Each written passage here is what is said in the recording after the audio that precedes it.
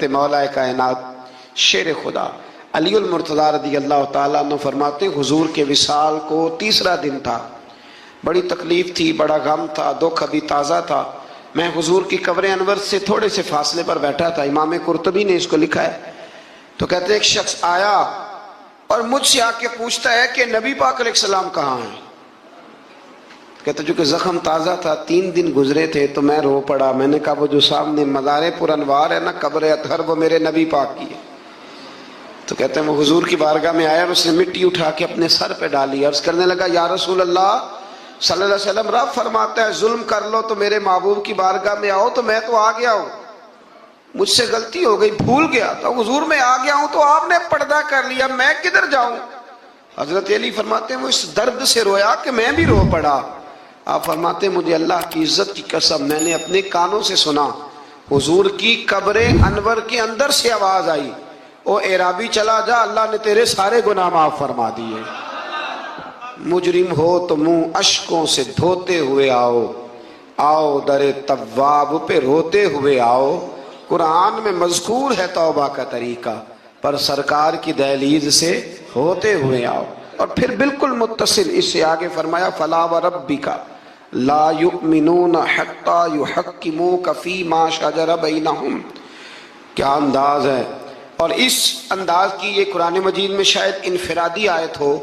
فرمایا محبوب مجھے تیرے رب کی قسم، عجیب انداز ہے نا قسم اٹھانے کا، اے محبوب مجھے تیرے رب کی قسم، یہ انوکھا انداز ہے قرآن مجید کا۔ فرمایا محبوب مجھے تیرے رب کی قسم، یہ لوگ اتنی دیر تک مومن نہیں ہو سکتے جب تک اپنی ہر بات میں تیرا فیصلہ قبول نہیں کر لیتے۔ بڑا معروف واقعہ ہے لیکن یہاں اس کا ذکر کرنا بھی بڑا ہی ضروری ہے۔ ایمان اور عقیدے کے لحاظ سے وہ اتنا زرخیز واقعہ ہے، اتنی خوبصورت ٹھنڈک ہے کہ جو دل کو، آنکھوں کو، کلیجے کو سکون دیتا ہے۔ ایک منافق کا اور ایک یہودی کا جھگڑا ہو گیا۔ وہ جو منافق تھا نا وہ کلمہ پڑھتا تھا، منافق کہتے ہیں اس کو ہیں جو اپنی زبان سے کلمہ پڑھے اور اندر اس نے نفاق چھپایا، وہ دونوں کا جھگڑا ہو گیا۔ نبی کریم علیہ السلام کی بارگاہ میں حاضر ہوئے تو حضور نے فیصلہ یہودی کے حق میں دیا، کلمہ گو کے حق میں نہیں دیا، اس منافق کے حق میں۔ وہ نہ کہنے لگا جی میں تو فیصلہ حضرت عمر سے کراؤں گا۔ وہ حضرت عمر فاروق کے پاس گئے اور جا کر کے کہا کہ یہ ہمارا معاملہ ہے تو فیصلہ کر دے۔ جناب عمر بات سننے ہی لگے تھے کہ وہ یہودی بولا، کہنے لگا عمر ایک بات کا لحاظ کر لینا کہ نبی کریم کی بارگاہ میں یہ بات پہلے سے طے ہو چکی ہے اور حضور نے میرے حق میں فیصلہ دے دیا ہے، پر یہ کلمہ پڑھ کے کہتا ہے کہ میں نے عمر سے فیصلہ کرانا ہے، میں معاذ اللہ حضور کے فیصلے کو نہیں مانتا۔ جناب عمر فرمانے لگے بیٹھو پھر میں ابھی آیا۔ حضرت عمر اندر تشریف لے گئے اور تلوار لائے، اور تلوار اٹھاتے ہی اس منافق کی گردن اتار دی۔ فرمایا جو میرے نبی کا فیصلہ نہ مانے، عمر کی تلوار اس کا فیصلہ کر دیا کرتی ہے۔ شور ہو گیا جیسے آج لوگ شور کرتے ہیں، کلمہ گو کو ایسے کہہ دیا، کلمہ گو کو یہ، وہاں بھی شور ہو گیا کہ کلمہ گو مار دیا جی عمر نے، کلمہ پڑھنے والا مار دیا، کلمہ پڑھنے والا مار دیا، مسلمان مار دیا، وہ تو کلمہ پڑھتا تھا۔ جب بہت شور ہوا تو اللہ تعالیٰ نے قرآن مجید کی یہ آیت نازل فرمائی، فرمایا محبوب کون سا کلمہ اور کون سا اس کا ایمان؟ ایمان تو تب مکمل ہوگا جب تیرے فیصلے قبول کریں گے، کلمہ پڑھنے سے تھوڑی ایمان مکمل ہوگا۔ اللہ کی عبادت کرو اور اس کے ساتھ کسی کو شریک نہ ٹھہراؤ، اور اس سے آگے بھی بڑھو۔ وبالوالدین احسانا، اپنے والدین کے ساتھ احسان کرو۔ یہاں مفسرین نے بیان کیا کہ یہ نہیں کہا گیا کہ والدین پر احسان کرو، والدین کے ساتھ احسان کرو، ان کے ساتھ اچھا رویہ اختیار کرو۔ حضرت قاضی صاحب رحمۃ اللہ نے یہاں ایک جملہ لکھا ہے، بڑا ہی دل کرتا ہے میرا کہ وہ جملہ کہہ دوں۔ قاضی صاحب فرمایا کرتے کہ نیکی کا بدلہ نیکی، یہ جزا فرماتے ہیں جو احسان ہوتا ہے نا، یہ سامنے والے نے جتنی نیکی کی ہو اس سے بڑھ کر اس کے ساتھ کرنے کو احسان کہتے ہیں۔ تو آپ فرماتے ہیں کہ اگر اماں تیرے لیے 1 رات بیدار رہی ہے تو کوشش کر تو 2 راتیں رہا کر، اور اگر والد نے اپنی زندگی کے 30 سال تجھے دیے ہیں تو 2 دعا کر کہ کم از کم تو 35 سال اللہ تجھے توفیق دے تو ان کی خدمت کرے۔ پھر آگے ارشاد فرمایا کہ وَبِذِي الْقُرْبَى وَالْيَتَامَى وَالْمَسَاكِينِ وَالْجَارِ ذِي الْقُرْبَى وَالْجَارِ الْجُنُبِ وَالصَّاحِبِ بِالْجَنبِ وَابْنِ السَّبِيلِ۔ فرمایا یہ ایک لسٹ ہے، ان سب کے ساتھ اچھا سلوک کرو، والدین کے ساتھ بھی، قریبی رشتہ داروں کے ساتھ بھی، یتیموں کے ساتھ بھی، مسکینوں کے ساتھ بھی، پڑوسیوں کے ساتھ بھی، اور وہ پڑوسی جو رشتہ دار ہوں اور وہ پڑوسی جو رشتہ دار نہ بھی ہوں، اور وہ جو تمہارے مجلس کے ساتھی ہیں، کلاس فیلو ہیں، دفتر کے ساتھ رہنے والے ہیں، دوست ہیں، کلیگ ہیں، ان کے ساتھ بھی اچھا سلوک کرو، اور مسافروں کے ساتھ بھی اچھا سلوک کرو۔ وما ملکت ایمانکم، اور وہ جو تمہارے قبضے میں ہیں، تمہارے داہنے ہاتھ جن کے مالک ہوئے، یعنی جو تمہارے ملازم ہیں، جو تمہارے غلام ہیں، ان کے ساتھ بھی سلوک۔ اور ہمارا سارا جو غصہ ہے وہ نکلتا ہی ملازموں پہ، سارا غصہ ملازموں پہ نکلتا ہے۔ خدا نہ کرے وہ ایسا وقت آئے، ورنہ لوگ کیا کرتے ہیں کہ جو غصہ کسی اور کا ہوتا ہے وہ بھی جانے کس عمر میں جائے گی یہ عادت میری، روٹھنا اس سے تو غیروں سے الجھتے پھرنا۔ یعنی غصہ کسی اور کا اور نکل۔ حضرت صدر الشریعہ رحمۃ اللہ علیہ صاحب بہار شریعت فرمایا کرتے تھے کہ جو ٹیچر ہے نا پڑھاتا ہے، اور جب غصے کی حالت میں ہو تو کلاس میں نہ آیا کرے۔ ایسا نہ ہو کہ بیگم صاحبہ کا غصہ بھی بچوں پہ نکال کے چلا جائے، وہ کلاس میں نہ آئے۔ وہ جب اپنے مزاج کو معتدل پائے تو پھر وہ کلاس میں آئے۔ اللہ تبارک و تعالیٰ نے اس آیت میں وہ سارا چارٹر دیا، وہ لسٹ دی، یہ وہ سارے لوگ ہیں جن کے ساتھ تم نے اچھا سلوک کرنا ہے۔ اور آخر میں فرمایا ان اللہ لا يحب من کان مختالا فخورا، فرمایا اللہ تعالیٰ پسند نہیں کرتا اس شخص کو جو مغرور بھی ہو، فخر کرنے والا بھی ہو، متکبر ہو۔ ایسے لوگوں کو اللہ مختالا فخورا، اللہ اس آدمی کو جو متکبر ہے، جو اتراتا ہے، اس کو اللہ پسند نہیں کرتا۔ تو پیچھے حقوق کا بیان تھا، تو آخر میں فرمایا کہ تکبر کرنے والے اللہ کو پسند۔ اس کا مطلب ہے حقوق وہ بندہ عطا نہیں کرتا جو متکبر ہوتا ہے، جس میں عاجزی ہوتی ہے نا، وہ ماں باپ کے حق میں بھی اچھا ہوتا ہے، وہ رشتہ داروں کے حق میں بھی، مسکینوں کے حق میں بھی، کلاس فیلو کے حق میں بھی۔ یہ اللہ کریم نے بیان کر دیا۔ فرمایا جو متکبر ہوتا ہے وہ کسی کے حق میں بھی اچھا نہیں ہے۔ آخر میں تکبر کا ذکر کرنے کا معنی یہ ہے کہ وہ بندہ اگر عاجزی والا ہو تو پھر وہ سارے حقوق صحیح طور پر ادا کر لے گا۔ تھوڑا سا آگے بڑھ کے اسی پارے میں اللہ تبارک و تعالیٰ نے بخل کی، کنجوسی کی مذمت فرمائی۔ فرمایا کچھ لوگ ایسے ہیں جو بخل کرتے ہیں اور دوسروں کو بھی بخل کرنے کا حکم دیتے ہیں، اور جو اللہ نے انہیں اپنے فضل سے دیا اس کو چھپاتے ہیں۔ یہ آیت نمبر 37 ہے۔ آپ کو بہت سارے لوگ معاشرے میں ایسے ملیں گے جو آپ کو مشورہ دیں گے، چھوڑو یار، یہ ان لوگوں کا تو کام ہے چندے جمع کرنا، یہ تو کام ہے ان لوگوں کا، یہ آ جاتے ہیں ویلفیئر سوسائٹی والے، یہ آ جاتے ہیں سڑک بنانے والے، اسکول والے، یہ لوگ آ جاتے ہیں۔ تو یہ مشورہ دیا جاتا ہے، خود بھی بخل کرتے ہیں اور لوگوں کو بھی بخل کا مشورہ دیتے ہیں۔ یاد رکھیں اللہ تبارک و تعالیٰ جب آپ کو آپ کی ضروریات سے زیادہ دیتا ہے نا، تو اس کا مطلب ہے کہ پھر اللہ نے آپ کو کسی کے لیے بانٹنے کے لیے دیا ہے۔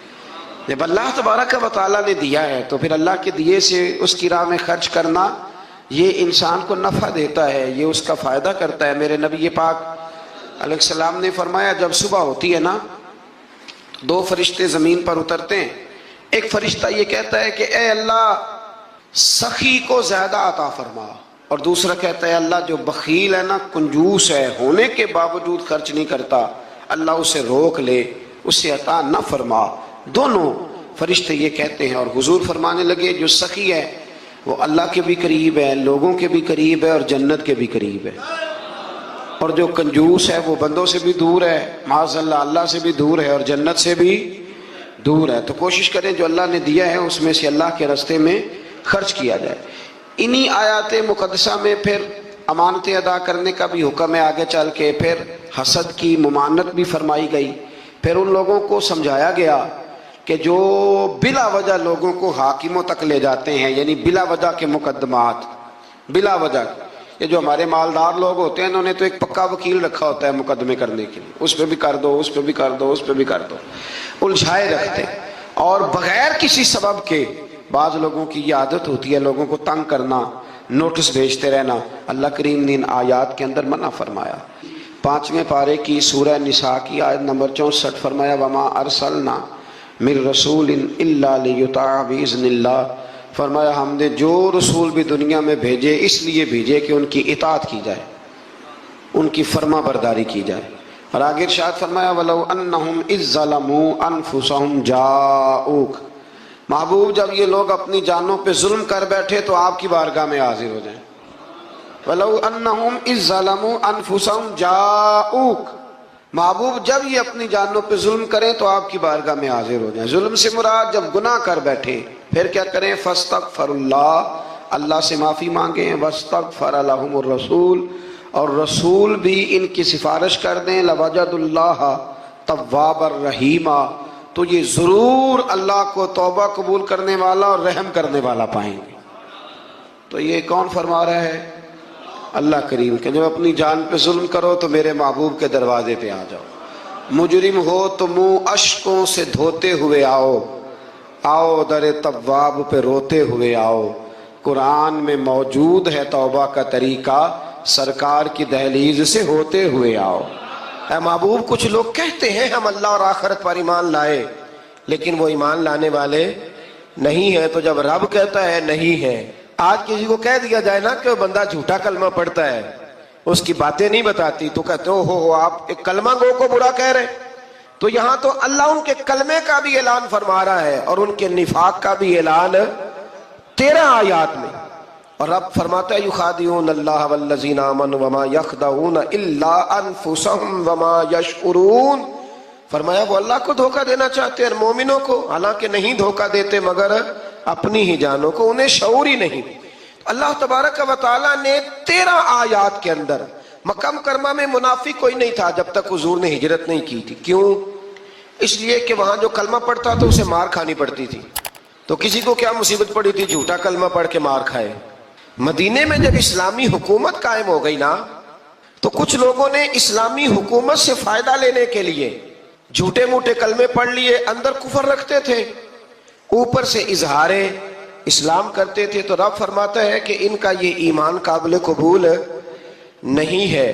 तो या अल्लाह फिर किसका ईमान काबिल कबूल है? तो अल्लाह करीम ने फरमाया वइज़ा क़ीला लहुम आमिनू कमा आमन अन्नास, जब इनसे कहा जाता है ना उस तरह ईमान लाओ जिस तरह दूसरे लोग लाए, यानी अबू बकर सिद्दीक की तरह ईमान लाओ, उमर फारूक की तरह ईमान लाओ, उस्मान गनी की तरह, मौला अली की तरह, बिलाल हबशी की तरह। तो क्या जवाब देते हैं? क़ालू अनुमिनु कमा आमन सुफहा, क्या इस तरह ईमान लाए जिस तरह ये बेवकूफ ईमान लाए? अला इन्नहुम हुमुस सुफहा, अल्लाह फरमाता है खबरदार बेशक वही बेवकूफ है, वलाकिन ला यअलमून, लेकिन उन्हें इसका इल्म नहीं है। वो कहा करते थे कि ये तो बेवकूफ है माज़अल्लाह। अबू बकर सिद्दीक ने सारा ही माल दे दिया नबी पाक को, उमर फारूक ने आधा दे दिया, मौला अली ने सारा कुछ हुजूर के नाम कर दिया, उस्मान जो कमाते मेहनत के साथ वो सारा वहां जाके पेश कर देते, तो बेवकूफी है। आज भी कुछ लोग कहते हैं कलमा पढ़ना चाहिए सीधा सीधा। ये क्या बात हो गई, क्या बंदा मसीतड़ी हो जाए? कारोबार भी तो करना है ना, नमाज रोजा भी, तो बेवकूफी है। अल्लाह जवाब देता है, फरमाया आला इन्नहुम हुमुस सुफहा, खबरदार बेवकूफ तो तुम हो कि मेरे महबूब की शरीयत का, दीन का, रूहानियत का सूरज चमक रहा है और तुमने फैज ही कोई नहीं हासिल किया। तो मेरे भाइयों, सहाबा का ईमान वो ईमान है, अहले बैत नबुव्वत का वो ईमान है कि अल्लाह को ईमान भी वो वाला पसंद है जो हुजूर के गुलामों जैसा ईमान हो। अल्लाह तबारक व तआला ने मुनाफिकीन का जिक्र फरमाया, तो फिर अल्लाह करीम ने फरमाया ये तो वो बेवकूफ लोग हैं उस आदमी की तरह जो आग जब पूरी जला लेता है ना, रोशनी फैल जाती है तो फिर अल्लाह उसका नूर ले जाता है। इन्होंने भी चलाकियां करके थोड़ा सा माहौल बनाया था, तो अल्लाह ने इनके सारे पर्दे खोल दिए। इनके पास कुछ बाकी बचा, इनके पर्दे खोल गए। रसूल करीम अलैहिस्सलाम की बारगाह में ना एक दिन इन मुनाफिकीन ने शरारत कर दी। मुनाफिकीन ने शरारत क्या की? जब हुजूर सल्लल्लाहु अलैहि वसल्लम ने फरमाया ना पूछो जो पूछना है, तो इमाम राजी कहते हैं ये पीछे नमाजें पढ़ते थे, ये 313 थे हुजूर के पीछे। अगर मदीने में रह के मुनाफिक हो सकते हैं तो बाकी मुल्कों में भी तो हो ही सकते हैं ना जी। हुजूर के पीछे नमाजें पढ़ते थे, तो एक दिन कहने लगे नहीं ये कहते हैं जो मर्जी पूछो तो हम पीछे नमाजें पढ़ते हैं, हमारा इन्हें पता नहीं। जब ये एतराज किया ना हुजूर के इल्म पर, आप समझ लें कि हुजूर के इल्म पर एतराज करना तरीका किसका है? तरीका किसका है हुजूर के इल्म मुबारक पर एतराज करना? कहने लगे पीछे नमाजें पढ़ते इन्हें पता ही नहीं। जब ये कहा तो अल्लाह के रसूल ने ना, जुमे वाला दिन था, हुजूर ने फरमाया मेरे इल्म पर एतराज करते हो? 70 बंदे नाम लेकर और वल्दियतें लेकर, बल्कि बहुत सारे ऐसे थे जिन्हें कन्फर्म हो गया कि वल्दियत असल में है क्या। انہیں طے ہو گیا حضور کے بے ادب کے لیے یہ طے کرنا بھی مشکل ہوتا ہے نا. طے ہو گیا کہ ولدیت ہے کیا. 70 بندے نام لے کے حضور نے مسجد نبی سے نکال دیے. فرمایا یا فلاں بن فلاں قم فخرج فإنک منافق. او فلاں کے بیٹے فلاں کھڑا ہو جا, نکل جا, تو منافق ہے. حضور نے 70 بندے نکال دیے. اب 70 بندے اکٹھے گلی میں نکلیں تو رش تو پڑ جاتا ہے نا. حضرت عمر فاروق لیٹ ہو گئے, جمعے میں آ رہے تھے. ان کو جاتے ہوئے دیکھا تو عمر فاروق فرمانے لگے جمعہ ہو گیا ہے. بھئی 70 بندے نکل آئے باہر, جمعہ ہو گیا ہے. تو ایک منافق کہنے لگا تھا کہ نہیں حضور نے نکال دیا. تو عبداللہ بن ابی سلول جو ان کا سربراہ تھا نا, وہ کہنے لگا چپ کر. حضرت عمر سے کہنے لگا ہاں جی ہو گیا ہے. وہ بھی کہنے لگا تھا نہیں ہوا, ہمیں نکال دیا گیا ہے. تو یہ سردار بولا, کہنے لگا ہو گیا ہو گیا. حضرت عمر کہنے لگا چلو جمعہ ہو گیا تو جا کے اندر حضور کی زیارت ہی کر لیتا ہوں, لیٹ تو ہو ہی گیا ہوں. حضرت عمر اندر چلے گئے تو پیچھے سے وہ منافقین اپنے سردار سے کہنے لگے کہ 2 منٹ میں عمر کو پتہ چل جائے گا کہ تم نے جھوٹ بولا ہے. عمر کو جا کے پتہ چل جائے. کہنے لگا بڑے پاگل ہو, میں نے تمہاری جان بچائی ہے, نبی پاک نے تو مسجد سے نکالا ہے نا. تو عمر کو پتہ چل جاتا نا ہم منافق ہیں. تو ابو بکر بھی مسجد میں تھے, علی بھی مسجد میں تھے, عثمان بھی مسجد میں تھے, بچانے والا ہی کوئی نہیں تھا. عمر نے تلوار لے کے تو دنیا سے نکال دینا تھا. تو میں نے جان بچائی, آپ جائیں گے نا اندر تو حضور ٹھنڈا کر دیں گے, فرمائیں گے چلو میں نے نکال جو دیا ہے. تو یہ وہ منافقین کی جماعت ہے. دوسرے سے تیسرے رکوع میں نا اللہ تعالیٰ نے انسان کو یاد کرایا ہے کہ تو نے عبادت اپنے رب کی کرنی ہے. اور فرمایا رب تمہارا وہ ہے جس نے تمہارے لیے زمین کو فرش بنایا ہے, آسمان کو چھت بنایا ہے, اور آسمان سے پانی برسا کے تو زمین سے پھل اگائے ہیں, رزقا لکم, وہ بھی تیرے کھانے کے لیے اگائے ہیں. وہ جو آسمان سے بارش برسا کے زمین سے سبز اور پھل اگائے ہیں تو وہ بھی تیرے لیے. جب سارا کچھ تیرے لیے بنایا تو بھی تو عبادت کرنا اپنے رب کی, پھر کسی کو اس کا شریک نہ ٹھہرا. ایک چیلنج بھی کیا قرآن مجید نے اس رکوع کے اندر. کہا کرتے تھے مکے کے لوگ کہ آپ قرآن مجید کی آیتیں نبی کریم علیہ السلام سے کہا کرتے تھے کہ معاذ اللہ آپ خود بناتے ہیں, بنا کے لاتے ہیں. تو اللہ کریم نے فرمایا وَإِن كُنتُمْ فِي رَيْبٍ مِّمَّا نَزَّلْنَا عَلَىٰ عَبْدِنَا فَأْتُوا بِسُورَةٍ مِّن مِّثْلِهِ. اگر تمہیں شک ہو نا اس میں جو ہم نے بندہ خاص پہ نازل کیا ہے تو تم بھی اس جیسی ایک صورت بنا کے لاؤ. پڑھے لکھے تو تم بھی ہو نا, مکے میں تم بھی رہتے ہو, تو ایک صورت بنا کے لاؤ. قرآن مجید ہم سے چھینا گیا ہے سازش کے تحت, اس لیے کہ جس قوم کو قرآن آ جاتا ہے نا پھر کوئی کافر اس کا مقابلہ نہیں کر سکتا. دیکھیں نا اگر کافروں کے پاس جواب ہوتا قرآن پاک کا تو بدر اور احد میں نا کوئی آیت بنا کے لاتے قرآن کے مقابلے کی, تلواریں لے کے نہ آتے. ان کے پاس جواب ہی نہیں تھا. اور قیامت تک کسی کافر کے پاس قرآن مجید کا کوئی جواب, قرآن کا کوئی جواب, قسم اللہ کی جواب کوئی نہیں قرآن کا, اس کا کوئی جواب نہیں. کیا بات ہے قرآن پاک کی. وہ ایک دفعہ مسلمہ کذاب بے ایمان کہنے لگا میں نے بنا لیا ہے قرآن پاک کا جواب. معاذ اللہ, جواب کیا بنایا؟ وہ سورت ہے نا القاریۃ ما القاریۃ وما ادراک ما القاریۃ, کھڑکھڑانے والی کیا ہے, کھڑکھڑانے والی تمہیں کیا پتا کیا ہے کھڑکھڑی, قیامت کا ذکر ہے. کہنے لگا میں نے اس جیسی صورت بنا لیا. تو کیا بنایا؟ الفیل مل فیل وما ادراک ما الفیل. کہنے لگا ہاتھی, تمہیں کیا پتا کیا ہاتھی, تم کیا جانو کیا ہاتھی. تو پاس جو اس کے اپنے بیٹھے تھے نا چیلے, وہ کہنے لگے چپ کر جا, سارے زمانے کو پتا ہے ہاتھی کیا ہوتا ہے. تو پاگل ہے, اس کے 2 کان ہوتے ہیں, ایک سونڈ ہوتی ہے, 4 اس کے پیر ہوتے ہیں. بیوقوف آدمی, قرآن کا مقابلہ کرنا ہے تو کچھ چج کے ساتھ کر, پاگلوں کی طرح مقابلہ کرے گا, جوتے کھائے گا بھی, ہمیں بھی پڑھوائے گا. تو قرآن مجید کا کوئی مقابلہ کر سکا؟ تو اس آیہ مبارکہ میں اللہ نے کافروں کو یہ کہا اگر مقابلہ نہیں کر سکتے تو پھر اللہ سے ڈرو, ورنہ دوزخ میں ڈالے جاؤ گے, وہ جس کا ایندھن آدمی اور پتھر ہے, اور بنائی بھی کافروں کے لیے گئی ہے. اعدت للکافرین, جہنم کس کے لیے بنائی گئی ہے؟ کافروں اور منافقوں کے لیے. مسلمانوں کے لیے بنائی گئی, مسلمان مرضی سے چھلانگے لگائیں تو ان کی موج ہے, ورنہ ان کے لیے جہنم, ان کے لیے اللہ نے جنت بنائی ہے. اور یہ بات کرتے ہی رب کریم نے فرمایا اے محبوب علیہ الصلوۃ والسلام مومنوں کو خوشخبری دے دیں کہ اللہ نے ان کے لیے جنت بنائی ہے, اس میں باغات ہیں, انہیں رزق دیا جائے گا کھانے کے لیے, اور اس میں انہیں پاکیزہ بیویاں دی جائیں گی, اور پھر وہ اس میں ہمیشہ رہیں گے, انہیں اس سے نکالا نہیں جائے گا. آگے جو آیات کریمہ ہے نا اس کے اندر اللہ تبارک و تعالیٰ نے فرمایا ہے کہ اللہ حیا نہیں کرتا سمجھانے کے لیے مچھر کی مثال بھی دینی پڑے. فرمایا قرآن سے کچھ لوگ ہدایت حاصل کرتے ہیں اور کچھ گمراہ ہو جاتے ہیں. جب لوگ اپنی مرضی کی تشریحات چاہتے ہیں تو گمراہ ہوتے ہیں، اور جب قرآن کو رسول اللہ صلی اللہ علیہ وسلم اور امت مسلمہ کی تشریحات کی روشنی میں سمجھتے ہیں تو پھر اللہ ہدایت عطا فرماتا ہے.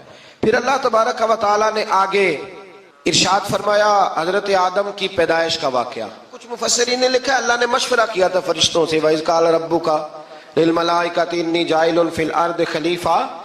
لیکن کچھ مفسرین کہتے ہیں کہ اللہ کو ضرورت نہیں فرشتوں سے مشورہ کرنے کی. اللہ نے فرشتوں سے مشورہ نہیں کیا، بلکہ رب نے انہیں آگاہ فرمایا تھا کہ میں لگا ہوں زمین پہ اپنا نائب بنانے، میں خلافت دینے لگا ہوں زمین پہ. اب یہ تو دینے والی کی مرضی ہے نا اس نے کس کو دینی ہے، یہ تو دینے والے کی مرضی ہے نا اس نے. تو کچھ لوگ کہتے ہیں کہ دینے والے سے زیادہ ہمیں پتہ ہے. تو فرشتوں کو بھی یہ اجتہادی خطا ہو گئی، کہنے لگے یا اللہ اسے نہ بنانا، یہ فساد کرے گا، یہ خون ریزیاں کرے گا. تو اللہ نے فرمایا جو میں جانتا ہوں وہ تم. اللہ اکبر.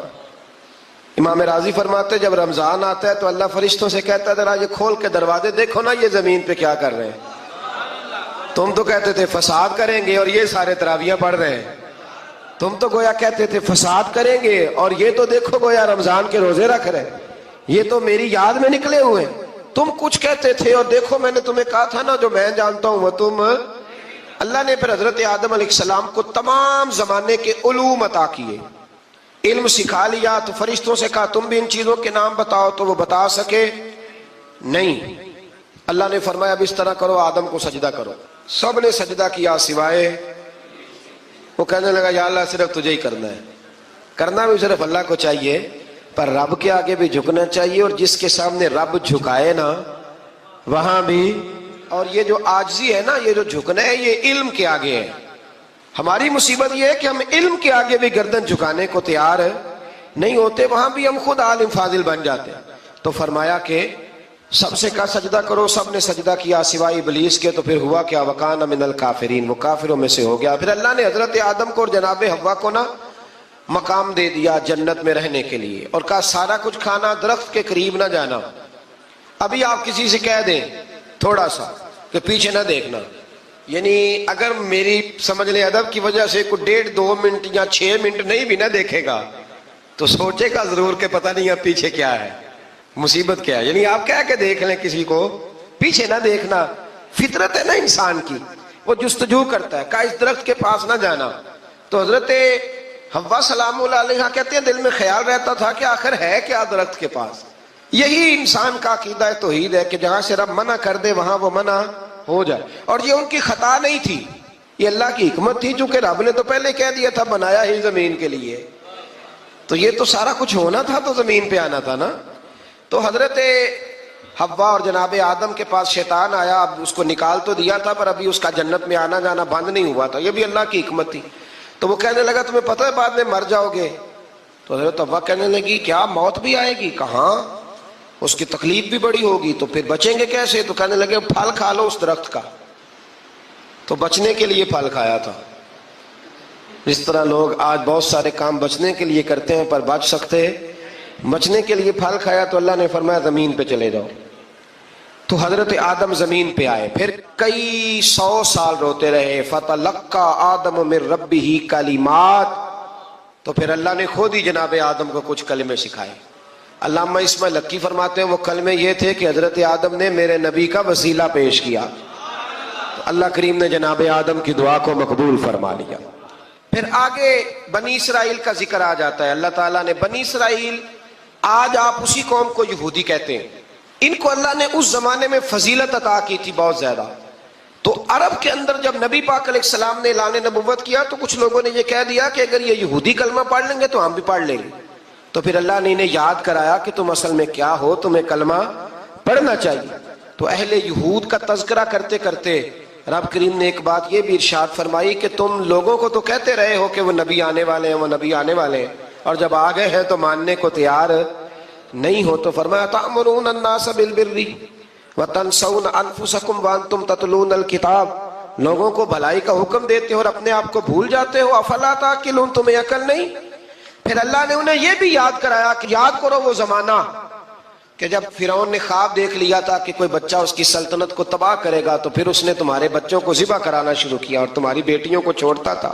فرمایا یہ بھی تو تم نے دیکھا، میں نے تمہیں پھر تم سے کہا جہاد کرو قوم عمالقہ کے خلاف، تو مقام طیہ میں جا کے یہ لوگ کہنے لگے ہم سے جہاد نہیں ہوتا۔ اللہ نے انہیں ایک میدان میں قید کر دیا۔ بڑی دلچسپ بات، قید تو لوگ ہوتے ہیں نا چار دیواری میں، تو اللہ نے بنی اسرائیل والوں کو جب انہوں نے کہا جہاد نہیں کریں گے تو اللہ نے میدان میں قید کر دیا۔ میدان میں، یہ یاد رکھیں، جب انسان اللہ کی نافرمانی کرتا ہے تو اسے ایسی قید ملتی ہے جس کا اس نے تصور بھی نہیں کیا ہوتا۔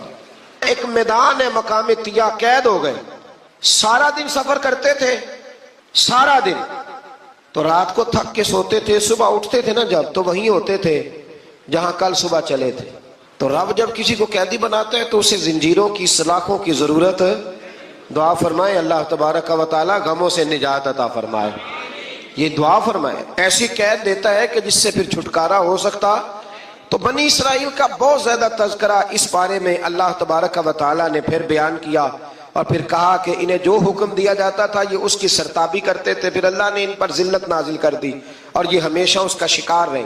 قوم سبت کا ذکر فرمایا اللہ نے، ہفتے والے دن کچھ لوگ نافرمانی کرتے تھے۔ ہمارے بھی ہیلے بہانے ہیں نا آج کل کاروبار میں، تو اسی سپارے کی آیت نمبر 65 کے اندر اللہ تعالیٰ نے حضرت داؤد کی قوم کا ذکر کیا کہ اللہ نے انہیں حکم دیا تھا کہ ہفتے والے دن مچھلیاں نہیں پکڑنی، تو وہ کہتے تھے چلو ہاتھ لگا کے نہیں پکڑنی، ہاتھ لگا کے۔ وہ ہمارے لوگ ہیلے بہانے تلاش کر لیتے ہیں نا، وہ بڑے جناب انشورنس والا آ گیا، اب وہ بینک والا آ گیا، اب وہ فلانے صاحب آ گئے، وہ تروڑ مروڑ کے کہانیاں باتیں، اور پھر ہمیں بھی رستے مل جاتے ہیں بچنے کے۔ مفتی صاحب نے کہہ دیا تھا، ایک مولانا سے میں نے ان کو کہا ہفتے والے دن مچھلیاں نہیں پکڑنی، کہا نہیں پکڑتے، چھوٹے چھوٹے حوض بنا لیے، تو مچھلیاں زیادہ آتی تھی اس دن، یہ بھی اللہ کی قدرت تھی۔ نماز کے وقت گاہک زیادہ آتے ہیں، یہ اس کی قدرت ہوتی ہے، تو وہ مچھلیاں حوض میں جمع ہو جاتی ہیں۔ یوں سمجھ لیں کہ جال انہوں نے لگا لیے ہوئے تھے، تو جال میں وہ پھنستی رہتی تھی، حوضوں میں آتی رہتی تھی، ہفتے کو نہیں پکڑتے تھے، اتوار کو پکڑ لیتے تھے، تو پھر اللہ نے انہیں سزا دی۔ فرمایا تماشے کرتے ہو اللہ کے حکم کے ساتھ، کیا سزا دی؟ فَقُلْنَا لَهُمْ كُونُوا قِرَادَةً خَاسِئِينَ، فرمایا بندر بن جاؤ دھتکارے ہوئے۔ جو رزق حرام طریقے سے کماتے تھے رب انہیں بندر بنا دیتا تھا۔ ابھی بھی میں نے دیکھے ہیں بڑے بڑے تاجر پاگلوں جیسی زندگی گزار رہے ہیں، نفسیاتی طور پہ سکون نہیں ہے، کروڑوں روپیہ پڑا ہے۔ کیوں؟ اس لیے کہ رب کے بتائے ہوئے طریقے کے مطابق تجارت نہیں کرتے۔ آگے ایک اور دلچسپ بات آ گئی، بنی اسرائیل کے اندر نا ایک شخص نے اپنے چچا کو قتل کر دیا جائیداد کے لیے۔ یہ دیکھیں کب سے لوگ جائیداد کے لیے قتل کرتے آ رہے ہیں۔ چچا کو قتل کر دیا، اور قتل کر کے حضرت موسیٰ علیہ السلام کے پاس آئے کہ میرے چچا کو کسی نے قتل کر دیا ہے، تو بتائیں کیا کرنا ہے؟ تو آپ نے فرمایا کہ گائے ذبح کرو، اور اس کا ایک ٹکڑا مقتول کو مارو، مرنے والے کو، وہ خود اٹھ کے بتا دے گا مجھے کس نے قتل کیا ہے۔ اب ارادہ نہیں تھا گائے ذبح کرنے کا تو بہانے کرنے لگے۔ ارادہ نہیں نہ ہوتا تو پھر کیا ہوتے ہیں؟ کہنے لگے گائے کس طرح کی ہو، بوڑھی ہو کہ بچی ہو، رنگ کیسا ہو، جوان ہو کہ چھوٹی ہو، حال میں ایک دفعہ چلنا سیکھ گئی ہو یا ابھی نہ سیکھی ہو، تو بتاتے گئے تو رب بھی شرطیں بیان کرتا گیا۔ گہرے زرد رنگ کی ہو، حال کے اندر اسے نہ چلایا گیا ہو، پانی نہ نکالا گیا ہو، نہ بچی ہو نہ جوان ہو، اس کے درمیان ہو۔ یہ ساری شرطیں کہاں پائی جاتی تھیں؟ حضرت موسیٰ علیہ السلام کی قوم کا ایک شخص تھا جو اللہ کا ولی تھا، وہ جب انتقال کرنے لگا نا، اللہ اکبر، دیکھو رب ولیوں کی اولادوں پر بھی کتنا فضل فرماتا ہے۔ وہ جب انتقال کرنے لگا تو ایک اس کے پاس چھوٹی سی بچیا تھی، گائے کی بچی، اس نے جنگل میں چھوڑ دی۔ کہنے لگا یا اللہ میں تیرے نام پہ چھوڑتا ہوں، میرا بچہ جوان ہو جائے تو اسے دے دینا، اور تو سرمایہ ہی کوئی نہیں۔ بچہ بڑا ہوا تو بچہ بھی بڑا نیک تھا، اپنی ماں کا بڑا فرما بردار تھا۔ اس کی ماں نے کہا بیٹا تیرے باپ نے ایک گائے چھوڑی تھی، تو بچہ جنگل میں گیا اور جا کے کہنے لگا اے اللہ میری گائے مجھ سے ملا دے، تو رب کریم نے وہ گائے واپس کر دی، وہ گائے گھر لے آیا۔ اب وہ کہنے لگا اماں بیچ دوں، تو اماں کہنے لگی بیٹا میرے پوچھے بغیر نہ بیچنا۔ کئی دفعہ گاہک لگے پر اس نے کہا جب تک میری اماں نہ کہے گی میں بیچوں گا۔ ادھر بنی اسرائیل والے شرطیں جتنی گائے کے بارے میں پوچھ چکے تھے وہ ساری اسی گائے میں پائی جاتی تھی، تو یہ ڈھونڈتے ڈھونڈتے وہاں پہنچ گئے۔ تو کہنے لگے گائے چاہیے، تو اس نے کہا بھی تمہاری مرضی سے نہیں، قیمت میری مرضی کی۔ ایک مفسر نے تو یہاں تک لکھا ہے کہ اس نے کہا گائے ذبح کر کے نا، تو جتنا گائے کے اندر گوشت ہوگا نا اتنا ہی کھال کے اندر تو مجھے مال بھر کے دو گے، اتنے ہی سکے بھر کے دو گے، اتنی اشرفیاں بھر کے دو گے تو پھر تمہیں گائے دوں گا۔ تو پھر یہ گائے انہیں ملی اور یہ گائے لے کر کے آئے۔ زیادہ سوالات نہ کرتے تو زیادہ الجھتے نہ۔ ہم بھی دین کے معاملے میں بڑے سوال جواب کرتے ہیں، اتنا سوال کریں جتنی اس کی ضرورت ہے۔ ان لوگوں نے سوالات زیادہ کیے تو پھر الجھ زیادہ گئے۔ تو میرے بھائی اس کا ذکر بھی اللہ تبارک و تعالیٰ نے پہلے پارے کے اندر بیان فرمایا۔ پھر اللہ کریم نے فرمایا کہ کچھ ایسے لوگ بھی ہیں یہودیوں میں سے جن کا دعویٰ ہو گیا ہے کہ ہم اللہ کے بڑے پیارے ہیں۔ فرمایا یہ صرف ان کے منہ کی باتیں ہیں، یہ تو قیامت میں پتہ چلے گا نا کہ اللہ کا پیار کس کے ساتھ زیادہ ہے۔ اور پھر یہ بھی یہودیوں نے دعویٰ کیا ہے، اسی پارے میں اللہ فرماتے ہیں کہ ان کا دعویٰ ہے کہ ہم اللہ کے بڑے پیارے ہیں، جنت میں ہم ہی جائیں گے۔ تو اللہ فرماتے ہیں پھر مرنے کی دعا تو کرو، جنت میں تو مر کے جانا ہے نا۔ لیکن رب فرماتے ہیں یہ کبھی مرنے کی دعا نہیں کریں گے، اس لیے کہ انہیں پتہ ہے کہ ہم نے آخرت کے لیے کیا بھیجا۔ لیکن جی پہلا حکم آ گیا یا ایھا الذین آمنوا کہہ کے، پہلی آیت قرآن پاک کی پہلے سپارے میں پہلی آیت جس میں اللہ نے کہا یا ایھا الذین آمنوا، تو پہلا حکم آمنوا کہہ کے۔ آیت نمبر 104 میں جو اللہ نے حکم دیا ہے نا وہ نبی پاک کی تعظیم کا حکم ہے۔ پہلا حکم ہی اللہ نے حضور کی عزت اور ناموس کا ارشاد فرمایا۔ پہلا اس ترتیب کے لحاظ سے وہ ہوا یہ کہ جب نبی پاک کو بات ارشاد کرتے تو صحابہ کرام اٹھ کے عرض کرتے رائینا یا رسول اللہ، حضور سمجھ نہیں آئی ذرا رعایت کر دیں۔ تو یہودیوں کی عبرانی زبان کے اندر نہ ذرا کھینچ کے پڑھتے تھے رائینا، تو اس کا معنی بنتا تھا معاذ اللہ اے ہمارے چرواہے، بکریاں چرانے والے کو بھی وہ رائینا کہتے تھے۔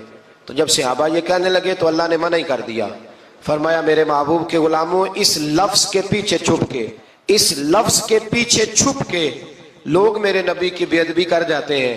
تو جس لفظ کا کوئی ایک معنی بے ادبی والا بنتا ہو وہ لفظ بھی میرے نبی کے لیے نہ کہو، لفظ وہ والے کہو جس میں کوئی بے ادبی کا معنی نکلے نہ۔ یہاں لوگوں نے بڑے بڑے لفظ نہیں بول دیے، پھر کہتے میرا مطلب یہ تھا، میرا مطلب وہ تھا، تو نے وہ لفظ بولا کیوں جس کا کوئی غلط مطلب بھی نکل سکتا تھا۔ اللہ نے فرمایا یا ایھا الذین آمنوا لا تقولوا رائینا، اے ایمان والو رائینا کہو ہی نہ۔ تو یا اللہ کیا کہیں؟ فرمایا وقولوا انظرنا، تم کہو یا رسول اللہ ایک نظر فرمائیے۔ انداز دیکھیے، انظرنا ایک نظر۔ تو ہمارے بزرگ تو پہلے ہی بڑے پیار والوں نے کہہ دیا یا رسول اللہ انظر حالنا۔ کہتے کہاں سے لاتے ہو جملے؟ میں نے کہا اللہ کی کتاب سے۔ یا رسول اللہ انظر حالنا، یا حبیب اللہ اسمع قالا، تو تم کہو انظرنا، محبوب نظر کرم کرے، واسمعوا، اور کیا ضرورت ہے دوبارہ پوچھنے کی؟ اللہ کہتا ہے پہلے ہی دھیان سے سنا کرو، پہلے ہی واسمعوا، پہلے ہی احتیاط سے سنو۔ وللکافرین عذاب علیم، اور کافروں کے لیے دردناک عذاب ہے۔ لے جی اسی پارے میں اللہ تبارک و تعالیٰ نے پھر اہل یہود کا ذکر کیا۔ تو یہود کہنے لگے کہ ہم حضرت ابراہیم کے ماننے والے ہیں، تو اللہ کریم نے وہ بھی ذکر کیا کہ میں نے تو ابراہیم کو آزمایا ہے۔ وَإِذِ ابْتَلَىٰ إِبْرَاهِيمَ رَبُّهُ بِكَلِمَاتٍ فَأَتَمَّهُنَّ، ہم نے ابراہیم کو کچھ چیزوں سے آزمایا ہے، وہ ہماری آزمائش پہ پورے اترے۔ قَالَ إِنِّي جَاعِلُكَ لِلنَّاسِ إِمَامًا، تو پھر ہم نے انہیں کہا کہ ہم آپ کو پوری دنیا کا امام بنائیں گے۔ وہ آزمائش کیا تھی؟ آگ میں جانا بھی آزمائش، بیٹے کا نہ ہونا بھی آزمائش، بیٹا ہوا تو پھر اسے وادی غیر ذی زرع میں چھوڑ کے آنا بھی آزمائش، بڑا ہوا تو پھر ذبح کرنا بھی آزمائش۔ فرمایا جہاں جہاں آزمایا ہے نا ابراہیم ہماری آزمائش میں پورے اترے۔ فرمایا تو مفت میں حضرت ابراہیم کی اولاد بنتے ہو اور ان کا نام لیتے ہو اور ان کے ساتھ اپنا تعلق بناتے ہو، دیکھو تو صحیح وہ کتنی آزمائشوں سے گزرے۔ تو اس کا بھی اللہ نے اسی میں ذکر فرمایا۔ اور پھر وہ بات کرتے تھے حضرت یعقوب کی اور حضرت اسحاق کی، تو فرمایا وہ تو ہمارے اتنے خاص بندے تھے کہ وصال کے وقت بھی انہوں نے اپنی اولادوں کو نصیحت فرمائی تھی کہ اللہ کی توحید پہ قائم رہنا۔ اس کا ذکر بھی اللہ نے اسی پارے میں بیان فرمایا۔ اور جو حضرت ابراہیم اور جناب اسماعیل نے کعبہ تعمیر کیا تو اس کا ذکر بھی اللہ تعالیٰ نے اسی پارے میں فرمایا۔ فرمایا جب وہ کعبہ بنا رہے تھے تو کہہ رہے تھے ربنا تقبل منا، کہہ رہے تھے اے اللہ بنا ہم نے دیا ہے پر مہربانی فرما ہم سے قبول فرما لے۔ تو جو آیہ کریمہ آخر میں عرض کرنا چاہتا ہوں اس پر بھی تھوڑی توجہ فرمائیں گے تو بات بڑی نکھر کے باہر آئے گی۔ یہ 16ویں رکوع کے اندر اللہ نے پھر یہود کا اور عیسائیت کا ذکر فرمایا تو اللہ کریم نے ایک بات ارشاد فرمائی، یہودیوں کے ہاں جب کوئی بچہ پیدا ہوتا تھا پیلے رنگ کے ساتھ اس کو رنگتے تھے، یا کوئی خاص رنگ تھا ان کا، بچہ پیدا ہوتا تو اس پر وہ رنگ چڑھاتے کہ یہ جی ہمارے مذہب کا رنگ ہے۔ ہمارے ہاں بھی رسمیں ہیں نا اپنی اپنی، معاذ اللہ اپنی اپنی نہیں ہونی چاہیے، اللہ رسول کا حکم ہونا چاہیے۔ تو یہودیوں کے ہاں بچہ پیدا ہوتا تو ایک خاص رنگ چڑھاتے، عیسائیوں کے ہاں پیدا ہوتا تو وہ بھی ایک خاص رنگ چڑھاتے۔ تو مسلمانوں کے ہاں بچے پیدا ہوئے تو انہوں نے بھی توجہ کی کہ یہ کیا ہو رہا ہے، تو رب کریم نے فرمایا صبغۃ اللہ، رنگ اللہ کا ہی ہے۔ ومن احسن من اللہ صبغہ، اور فرمایا اللہ کے رنگ سے زیادہ خوبصورت کس کا رنگ ہو سکتا ہے؟ اللہ کا رنگ کیا ہے؟ لا الہ الا اللہ محمد الرسول اللہ صلی اللہ علیہ۔ فرمایا نیلے پیلے کالے رنگ نہ چڑھاؤ، اپنے ذہن پر توحید و رسالت کا رنگ چڑھاؤ، یہ سب سے بہترین رنگ ہے۔ اگر تمہارے ذہنوں پر رب رسول کی توحید کا رنگ چڑھ گیا تو یہ وہ والا رنگ ہے، پھر تمہیں کسی اور رنگ کی طرف جانے کی ضرورت نہیں پڑے گی۔ تو فرمایا رنگ وہ پیدا کرو جو توحید کا ہے، رسالت کا ہے، اس رنگ کی توجہ کرو۔ قرآن مجید کے اس پارے میں اللہ کریم نے مختلف باتیں بیان کر کے آخری رکوع میں یہ جو رنگ کا ذکر فرمایا نا، تو یہ لگتا ہے پورے پارے کا خلاصہ ہے کہ رب کریم نے فرمایا اصل بات یہ ہے کہ تمہاری سوچوں پہ رب رسول کی توحید و رسالت کا رنگ ہونا چاہیے۔ ہر وقت بچہ پیدا ہو، کوئی دنیا سے جائے تو رنگ کس کا ہونا چاہیے؟ اللہ رسول کے دین کا۔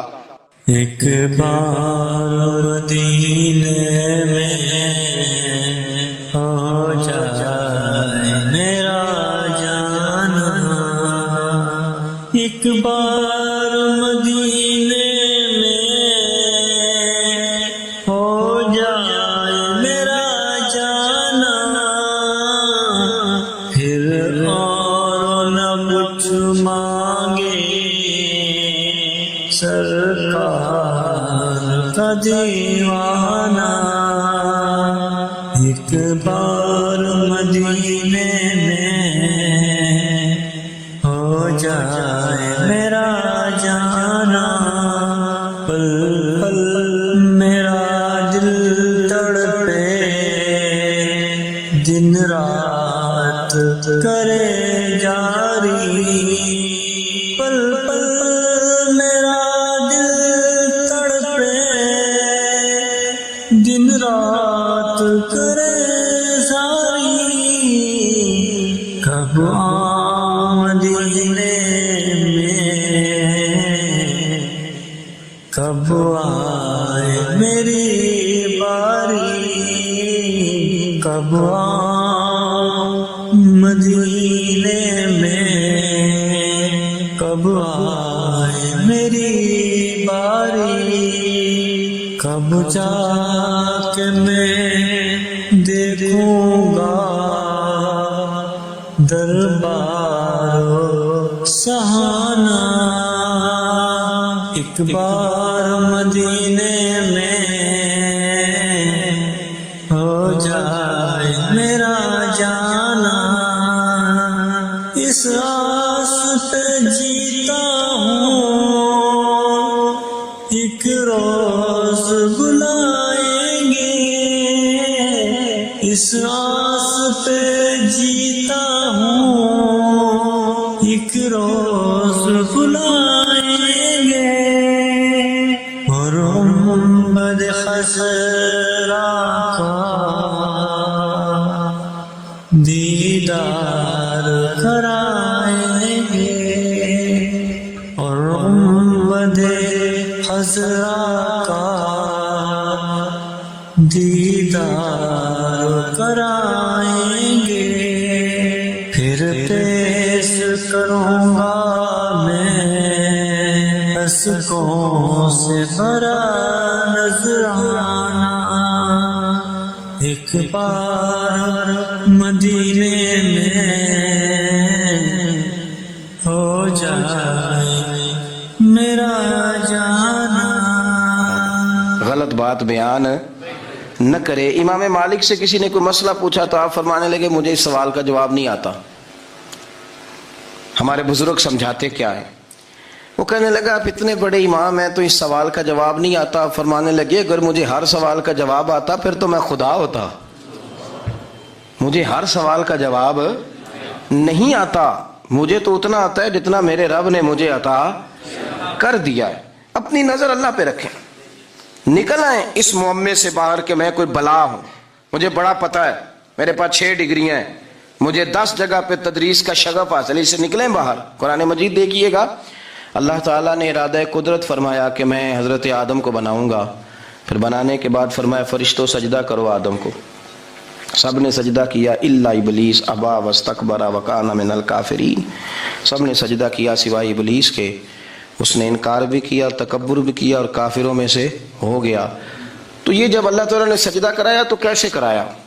اللہ تبارک و تعالیٰ نے نا حضرت آدم کو علم سکھایا خود، وعلم آدم الاسماء کلہا، خود اللہ فرماتے ہیں کہ میں نے جناب آدم علیہ السلام کو تمام اشیاء کے نام سکھائے، سب اشیاء کے نام سکھائے۔ تو وہ چیزیں پھر میں نے نا، اللہ فرماتے ہیں میں نے فرشتوں پہ پیش کی، میں نے کہا کہ بتاؤ ان کے نام کیا ہے، تو فرشتوں نے جو جواب دیا وہ سمجھنے والا ہے۔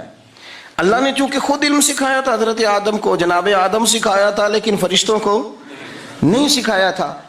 تو اللہ کریم نے فرمایا فرشتوں اب یہ بتاؤ ان چیزوں کے نام کیا ہیں؟ تو فرشتے کیا کہتے ہیں؟ فرشتے عرض کرتے ہیں قالوا سبحانک لا علم لنا۔ آپ کبھی یقین کریں اس چیز کی لذت لیں تو مزہ آ جائے۔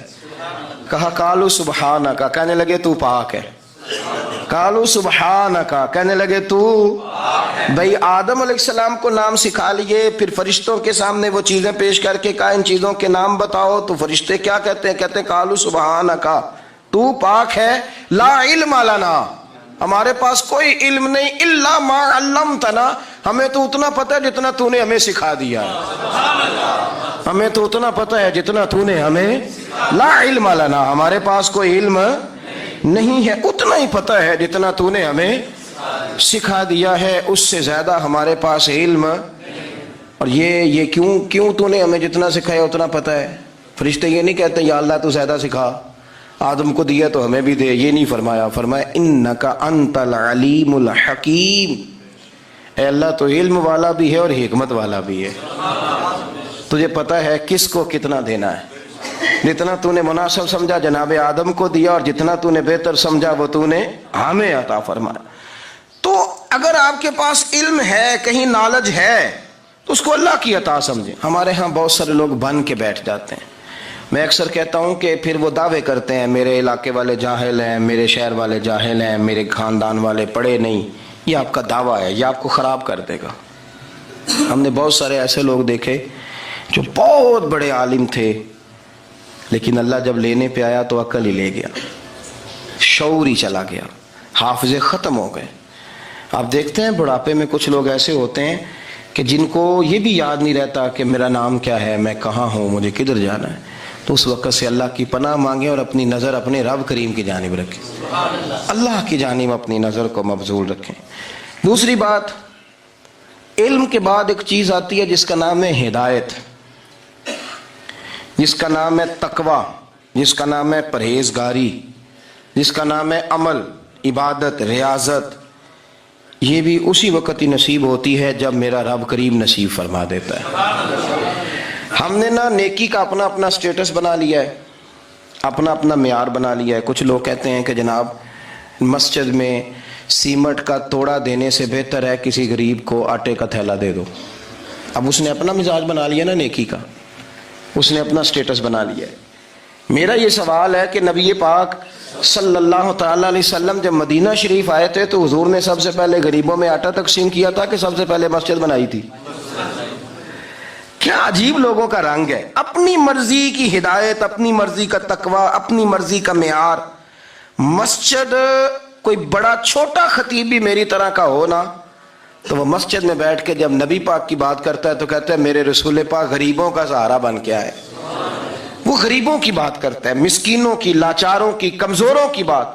تو مسجد ہی تو وہ ادارہ ہے جہاں سے غریبوں کی بات ہو رہی۔ تو اب لوگوں نے غریب کو اور مسجد کو لڑانا شروع کر دیا، اس کو لڑاؤ، کہ مسجد میں پیسے دینے سے بہتر ہے آپ غریب کو آٹے کا تھیلا دے دیں. آپ یہ کیوں نہیں کہتے کہ مسجد میں بھی آپ توڑا دیں ایک سیمنٹ کا اور ساتھ غریب کو بھی خدمت کریں؟ یہ کیوں نہیں تقویٰ؟ اپنی اپنی مرضی کا مزاج، اپنی اپنی. کچھ لوگ کہتے ہیں چھوڑو جی، ساری زندگی انسان نماز پڑھتا رہے اور پھر گالیاں بھی دیتا رہے، بندہ داڑھی بھی رکھ لے اور جھوٹ بولنا بھی نہ چھوڑے. تو یہ آپ نے اپنے پاس سے تقوی کا معیار بنایا ہے. گالی دینے کا گناہ ہے اور داڑھی رکھنے کا ثواب ہے. تو اگر آپ داڑھی رکھے ہوئے ہیں اور آپ کوئی غلطی کر رہے ہیں تو اس سے آپ کی داڑھی کا ثواب ختم. اللہ کرے آپ کو سمجھ آئے میری بات. آپ کوئی غلطی کر رہے ہیں، داڑھی کا ثواب اس سے ختم، وہ اپنی جگہ پہ قائم ہے چیز. اپنی مرضی کا کیوں تقوی کا معیار بناتے ہیں؟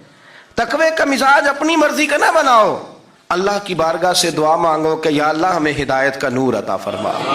اللہ تو ہمیں رستہ دکھا، تو بتا کہ ہدایت کیا ہے. تو رب فرماتا ہے اللہ ولی الذین آمنوا، اللہ مومنوں کا مددگار ہے.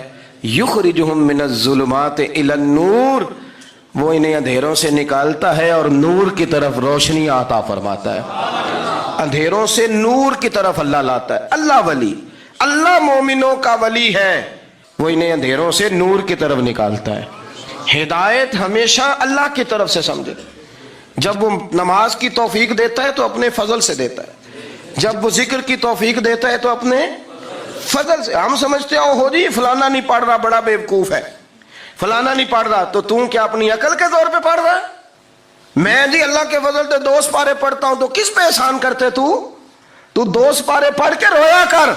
کہا اگر مالک تو بڑا قریب نہیں، بڑے لوگ ہیں جن کو پورا قرآن حفظ ہے پر انہیں پڑھنے کی توفیق نہیں، تو انہیں فضل کیا اور مجھے توفیق دے دی ہے پڑھنے کی. رویا کر، پڑھ کے رویا کر. راتی ساری کر کر زاری، وہ نیند اکھاں تھی توندے تے فجرے وہی گناہگار کہاون سب تو نیوے ہوندے. مہربانی کریں، ڈریں، نیکی کریں تو